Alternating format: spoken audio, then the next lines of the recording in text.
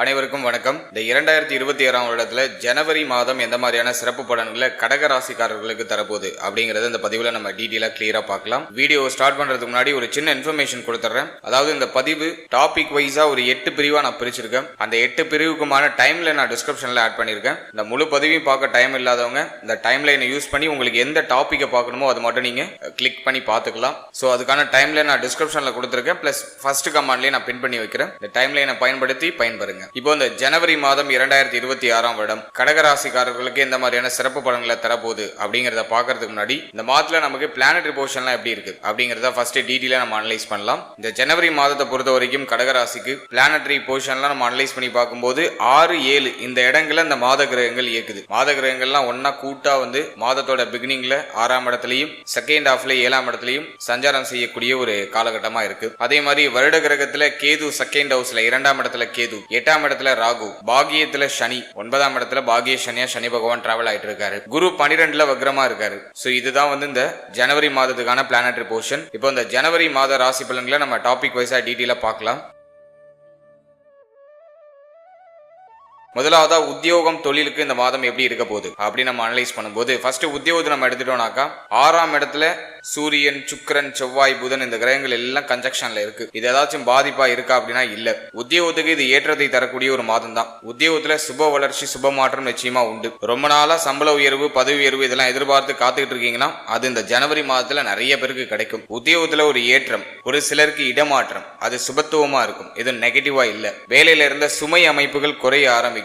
இருப்பினும் முதல் 15 நாள் இந்த மாதத்துல ஒரு மாதிரி கொஞ்சம் பரபரப்பா போகும். வேலையில ஷெட்யூல்ல ரொம்ப டைட்டா இருக்கிற மாதிரி ஃபீல் ஆகும். ஆனா 15ஆம் தேதிக்கு பிறகு எல்லாம் நியூட்ரல் ஆயிடும். உத்தியோகம் சார்ந்த வகையில ஒரு நல்ல ஏற்றத்தை தரக்கூடிய ஒரு அற்புத மாதமா இந்த ஜனவரி மாதம் உங்களுக்கு அமையுது. அடுத்தது நம்ம தொழிலை நம்ம அனலைஸ் பண்ணி பார்க்கும்போது 10க்கு அதிபதியா இருக்கக்கூடிய செவ்வாய் பகவான் நமக்கு 6ஆம் இடத்துல, அதே மாதிரி 11க்கு அதிபதியா இருக்கக்கூடிய சுக்கிர பகவான் நமக்கு 6ஆம் இடத்துல.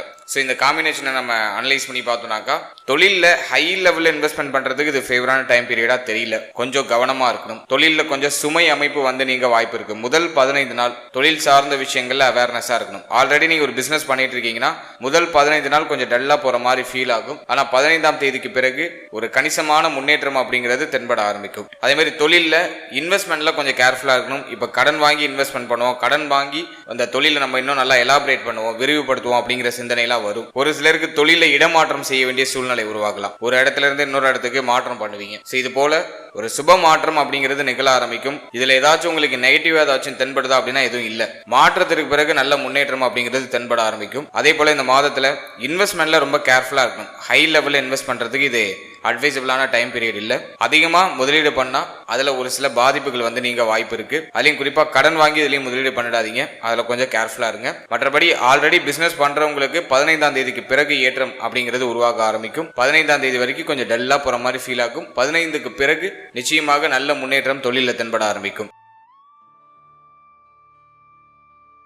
அடுத்த பொருளாதாரம் சார்ந்த விஷயங்களை நம்ம அனலைஸ் பண்ணி பார்க்கும்போது இந்த மாதத்துல 11ஆம் அதிபதி 6ஆம் இடத்துல, 2 கூடிய சூரியன் 6ஆம் இடத்துல, இந்த காம்பினேஷன்லாம் வச்சு பார்க்கும்போது முதல் 15 நாள் பொருளாதாரம் சார்ந்த விஷயங்கள கொஞ்சம் ஸ்ட்ரகிளா இருக்கிறதுக்கு வாய்ப்பு இருக்கு. பண தேவை அதிகமா இருக்கிறதுக்கு வாய்ப்பு இருக்கு. குடும்பத்துல தேவை அதிகரிக்கிறதுக்கு வாய்ப்பு இருக்கு. அதே மாதிரி பொருளாதாரம் ஏதோ ஒரு விஷயத்துல போய் முடங்கி இருக்கு, கைக்கு வர வேண்டிய பணம் டிலே ஆகுது அப்படிங்கிற மாதிரியான கம்ப்ளைண்ட் முதல் 15 நாட்கள்ல இருக்கும். ஆனா 15ஆம் தேதிக்கு பிறகு சூரிய பெயர்ச்சிக்கு பிறகு தனலாபம் சிறப்பா இருக்கும். கையில சரளமாக பணப்புழக்கம் அப்படிங்கிறது சிறப்பான முறையில் இருக்கும். உடைய எண்ணங்கள் தேவைகளை பூர்த்தி செய்யறது தேவையான பொருளாதாரம் கிடைச்சிடும். இதெல்லாம் 15ஆம் தேதிக்கு பிறகு இந்த சுபத்துவ அமைப்புகள் இருக்கு. ஆனா 15ஆம் தேதி வரைக்கும் கொஞ்சம் டைட்டா போற மாதிரி இருக்கும். பண தேவை அதிகரிச்சிருக்கும். பணம் சார்ந்த விஷயங்கள்ல சிந்தனை அதிகமா போயிருக்கும். ஒரு சிலருக்கு கடன் சிந்தனை வரும். கடன் வாங்கி வீடு கட்டுறது, கடன் வாங்கி மாற்றம் பண்றது, கடன் வாங்கி குடும்பத்துக்கு செலவு செய்யறது, இது போன்ற வகையில ஒரு சிலருக்கு கடன் வாங்க வேண்டிய சூழ்நிலை அப்படிங்கிறது உருவாகலாம். இதெல்லாம் 15ஆம் தேதி வரைக்கும். 15ஆம் தேதிக்கு பிறகு தன வரவு சிறப்பா இருக்கும். உடைய தேவைகள், எண்ணங்கள் எல்லாமே பூர்த்தியாக ஆரம்பிக்கும். கையில பணப்புழக்கம் சரளமா இருக்கும். அதே போல இந்த முதல் 15 நாள்ல கொடுத்தல் வாங்கல் சம்பந்தப்பட்ட விஷயங்கள கவனமா இருக்கணும். இந்த நேரத்தில் யாருக்காச்சும் கடன் உதவி பண்ணீங்கன்னா அது திரும்ப வரதுக்கு ரொம்ப லேட் ஆகும். எனவே கொடுத்தல் வாங்கல் இது சம்பந்தமான விஷயங்கள்ல இந்த மாதத்துல முதல் 15 நாட்கள்ல கவனமா இருக்கணும். 15ஆம் தேதிக்கு பிறகு பொருளாதார ரீதியா நல்ல முன்னேற்றம் அப்படிங்கிறது தென்பட ஆரம்பிக்கும். அடுத்த குடும்ப வாழ்க்கை நம்ம அனலைஸ் பண்ணி பார்க்கும்போது 2ல ஆல்ரெடி கேது, தன குடும்ப வாக்கு ஸ்தானத்துல கேது, 2ஆம் அதிபதி 6ல. இந்த மாதத்துல ஃபர்ஸ்ட் ஆஃப் முதல் 15 நாள்ல குடும்ப வாழ்க்கையில அக்கறை எடுத்துக்கணும். குடும்பம் சார்ந்த விஷயங்கள கொஞ்சம் கூடுதல் விழிப்புணர்வோட இருக்கணும். குடும்ப உறுப்பினர்களோட அடிக்கடி வாக்குவாதம் வந்து போறதுக்கு வாய்ப்பு இருக்கு. அதுல கொஞ்சம் கவனமா இருக்கணும். உடைய வார்த்தைகள்ல ரொம்ப நிதானமா இருக்கணும். பேச்சுல ஒரு நிதான அமைப்பு இருக்காது. இந்த மாதத்துல முதல் 15 நாட்கள்ல உங்களுடைய வார்த்தைகள்ல ரொம்ப கவனம் தேவை. குடும்ப உறுப்பினர்களை அனுசரிச்சு போய்க்கணும். குடும்ப உறுப்பினரோட அடிக்கடி வாக்குவாதம் வந்துட்டு போறது வாய்ப்பு இருக்கு. யார் என்ன சொன்னாலும் பெருசா காதல வைக்காம கொஞ்சம் அனுசரிச்சு போய்க்கிறது நல்லது. அதே மாதிரி ஃபேமிலி ரீதியா நிறைய செலவு வரது வாய்ப்பு இருக்கு. குடும்பத்துல கடன் சுமை அதிகமா இருக்கிறது வாய்ப்பு இருக்கு. குடும்ப உறுப்பினர்களை யாராச்சும் வந்து கடன் வாங்குறதுக்கான ஒரு சூழ்நிலைக்கு தள்ளப்படலாம், அல்லது குடும்பத்துக்காக நீங்க கடன் வாங்க வேண்டிய சூழ்நிலைக்கு தள்ளப்படலாம். இது போன்ற அந்த சிந்தனையாச்சும் அட்லீஸ்ட் கொடுக்கும். குடும்பம் சார்ந்த வகையில சின்ன சின்ன நெருக்கடி அமைப்புகள் இருக்கும். இதெல்லாம் 15ஆம் தேதி வரைக்கும் மட்டும். 15ஆம் தேதிக்கு பிறகு அப்படியே டோட்டலா இன்டர்சேஞ்ச். 15ஆம் தேதிக்கு பிறகு 2 கூடியவர் 7ஆம் இடத்துக்கு டிரான்சிட் ஆயிடுவாரு. 11ஆம் அதிபதி 7ஆம் இடத்துக்கு டிரான்சிட் ஆயிடுவாங்க. 15ஆம் தேதிக்கு பிறகு குடும்பத்துடைய தேவைகளை நிறைவேற்றுவீங்க. குடும்பத்துல ஒரு நல்ல மாற்றம், சுப மாற்றம் சார்ந்த பேச்சுவார்த்தைகள் இதெல்லாம் சிறப்பா இருக்கும். குடும்பத்துல இருந்த குழப்ப அமைப்புகள்லாம் குறைய ஆரம்பிக்கும். குடும்பத்தால மகிழ்ச்சி, நிறைவு இதெல்லாம் 15ஆம் தேதிக்கு பிறகு நமக்கு சுபத்துவமா கிடைக்குது. அடுத்த திருமண முயற்சி, திருமண வாழ்க்கை இதெல்லாம் நம்ம அனலைஸ் பண்ணி பார்க்கும்போது இந்த மாதத்தை பொறுத்த வரைக்கும் 14ஆம் தேதி வரைக்கும் திருமண முயற்சியில சின்ன சின்ன தடை அமைப்பு இருக்கும், சின்ன சின்ன தாமத அமைப்பு இருக்கும். நிறைய பேருக்கு இந்த மாதத்துல திருமண முயற்சி வெற்றியை கொடுத்துரும். 14ஆம் தேதிக்கு பிறகு திருமண முயற்சி சார்ந்த அந்த சுப பேச்சுவார்த்தைகளை தொடங்குறது சிறப்பு. 14ஆம் தேதி வரைக்கும் கொஞ்சம் பொறுமையா இருக்கணும். 14ஆம் தேதிக்கு பிறகு திருமண முயற்சியில சுப செய்திகள் அப்படிங்கிறது கிடைக்க ஆரம்பிக்கும். திருமணம் சார்ந்த வகையில இருக்கக்கூடிய தடை, தாமதம், தடுமாற்றம் எல்லாம் நிவர்த்தி ஆகும். கரெக்டா 14ஆம் தேதிக்கு பிறகு திருமண முயற்சிகள்ல சுப செய்தி அப்படிங்கிறது கிடைச்சிடும். அடுத்த திருமண வாழ்க்கையை நம்ம அனலைஸ் பண்ணி பார்க்கும்போது மாதத்தோட ஃபர்ஸ்ட் ஹாஃப் ஓரளவுக்கு நமக்கு ஃபேவரா இருக்கு. திருமண வாழ்க்கையை பொறுத்த வரைக்கும் மாதத்தோட ஃபர்ஸ்ட் ஹாஃப் முதல் 15 நாள் நமக்கு ரொம்ப ஃபேவரா இருக்கு. வாழ்க்கை துணையால ஆதரவு, வாழ்க்கை துணையுடைய ஒத்துழைப்பு, வாழ்க்கை துணையால மகிழ்ச்சி, உங்க லைஃப் பார்ட்னரோட இருந்து வந்த சண்டை, சச்சரவு, வாக்குவாதம் இதெல்லாம் குறையிற அமைப்பு. இதெல்லாம் வந்து பாசிட்டிவா இருக்கு. செகண்ட் ஹாஃப்ல சூரியன், செவ்வாய், சுக்கிரன், புதன் இந்த காம்பினேஷன்லாம் 7ஆம் இடத்துல வருது. அதுவுமே ஆல்மோஸ்ட் சிறப்பு தான். செவ்வாய் வந்து 7ல இருக்கிறதுனால உங்களுடைய வாழ்க்கை துணைக்கு கோப குணங்கள் அதிகமாக வரலாம். அடிக்கடி கருத்து போராட்டம் ஏற்படுறது வாய்ப்பு இருக்கு. வாழ்க்கை துணையுடைய தேக ஆரோக்கியத்தில் சற்று அக்கறை எடுத்துக்கிறது நல்லது. இதை மட்டும் நம்ம பேசிக்கா பார்த்துட்டா போதும். மற்றபடி வாழ்க்கை துணை சார்ந்த வகையில பெரிய அளவில் எந்த குழப்பமும் இல்லை. ஏன்னா யோகாதிபதிகள் எல்லாம் வந்து ஒன்று சேர்றாங்க. அதாவது 2ஆம் அதிபதி சூரியன் 7க்கு வராரு, ரொம்ப சிறப்பு. வாழ்க்கை துணையால வருமானம், வாழ்க்கை துணையால தனலாபம் கிடைக்குது, வாழ்க்கை துணையுடைய சப்போர்ட் கிடைக்குது. ஸோ அதெல்லாம் நம்ம ஒரு பாசிட்டிவா எடுத்துக்கலாம். அதே மாதிரி 5 கூடைய செவ்வாய் அவரும் வந்து பார்த்தோன்னாக்கா 7ஆம் இடத்துக்கு வராரு, அதுவுமே சிறப்பு தான். காதல் வாழ்க்கை திருமண வாழ்க்கையை கன்வெர்ட் ஆகும். ஸோ அதுக்கான பேச்சுவார்த்தைகளை செய்யலாம். அது குறிப்பா பார்த்தோன்னா 14ஆம் தேதிக்கு பிறகு அந்த பேச்சுவார்த்தைகளை வச்சுக்கிறது சிறப்பு. அதே மாதிரி வாழ்க்கை துணையால அநேக ஆதாயம், வாழ்க்கை துணையுடைய அத்துணை ஒத்துழைப்பு, ஆறுதல் அதெல்லாம் சிறப்பான முறையில் நமக்கு கிடைக்கும். இதெல்லாம் நம்ம வந்து ஒரு பாசிட்டிவா எடுத்துக்கலாம். அதே மாதிரி நண்பர்கள், நட்பு வட்டாரம், குலதெய்வ வழிபாடு, பிள்ளைகள், குழந்தை பாக்கியம் இது சம்பந்தமான விஷயங்கள் இருந்த குழப்ப அமைப்புகள்லாம் நிவர்த்தி ஆகும். எனவே திருமண முயற்சி, திருமண வாழ்க்கை இந்த மாதத்துல ஆல்மோஸ்ட் ஃபேவரா வருது. ஃபர்ஸ்ட் ஹாஃப்ல திருமண முயற்சிக்கு ஃபேவரா இல்ல, செகண்ட் ஹாஃப் திருமண முயற்சிக்கு ரொம்ப ஃபேவரா இருக்கு. திருமண முயற்சியில சுப செய்திகள் இந்த மாதத்துல கிடைச்சிடும். அதே போல வந்து பார்த்தோன்னா வாழ்க்கை துணை சார்ந்த விஷயங்களை பொறுத்த வரைக்கும் ஃபர்ஸ்ட் ஹாஃப் ஃபேவரா இருக்கு, செகண்ட் ஹாஃப்ல கொஞ்சம் கவனமா இருக்கணும். அடுத்தது குழந்தை பாக்கியம், பிள்ளைகள் சார்ந்த விஷயம் இதெல்லாம் நம்ம அனலைஸ் பண்ணி பார்க்கும்போது 5 கூடையவர் 6, 7 இந்த இடங்கள்ல டிராவல் பண்றாரு. குரு வந்து நமக்கு 12ஆம் இடத்துல விரயஸ்தானத்துல கொஞ்சம் சுப விரய செலவை ஏற்படுத்தக்கூடிய சூழ்நிலைகள்ல இருக்காரு. எனவே இந்த மாதத்தை பொறுத்த வரைக்கும் முதல் 14 நாட்கள் குழந்தை பாக்கியம், பிள்ளைகள் சார்ந்த விஷயங்கள சற்று கவனமா இருக்கணும். சின்ன சின்ன தடை அமைப்பு, குழப்ப அமைப்பு, வருத்த அமைப்பு, தேவையில்லாத செலவு இதெல்லாம் வந்து குழந்தை பாக்கியம், பிள்ளைகள் சார்ந்த விஷயங்கள்ல இருக்கும். ஆனா 14ஆம் தேதிக்கு பிறகு ஒன்ஸ் சூரியன் பயிற்சியானதற்கு பிறகு பிள்ளைகள் சார்ந்த வகையில் இருக்கக்கூடிய தடுமாற்ற அமைப்புகள்லாம் குறைய ஆரம்பிக்கும். குழந்தை பாக்கியத்திலையும் சுப செய்திகள் கிடைச்சிடும். ரொம்ப நாளா குழந்தை பாக்கியத்தை முயற்சி பண்றீங்க, சுப செய்தி இல்லைன்னா அந்த மாதத்துல 14ஆம் தேதிக்கு பிறகு நிறைய பேருக்கு சுப செய்திகள் கிடைக்கும். அதே மாதிரி பிள்ளைகள் சார்ந்த விஷயங்கள்ல இருக்கக்கூடிய வருத்தம், பிள்ளைகளுக்கு சுப நிகழ்வு, சுப மாற்றம் பண்ணணும்னு ஆசைப்படுறீங்க அப்படின்னா அதெல்லாம் 14ஆம் தேதிக்கு பிறகு நீங்க முயற்சி பண்ணீங்கன்னா அது பாசிட்டிவா கிளிக் ஆயிடும். பிள்ளைகள், குழந்தை பாக்கியம், மேலும் பிள்ளைகளுக்கு தேக ஆரோக்கியத்துல கொஞ்சம் கவனமா இருக்கும். பிள்ளைகளுடைய தேக ஆரோக்கியத்துல முதல் 15 நாள் கொஞ்சம் கவனமா இருக்கணும். 15ஆம் தேதிக்கு பிறகு பிள்ளையுடைய தேக ஆரோக்கியத்துல என்ன பிரச்சனை இருந்தாலும் நிவர்த்தி ஆயிடும். தேக ஆரோக்கியம் நல்லா இம்ப்ரூவ் ஆகும். இதெல்லாம் நம்ம வந்து ஒரு பாசிட்டிவா பார்க்கிறோம்.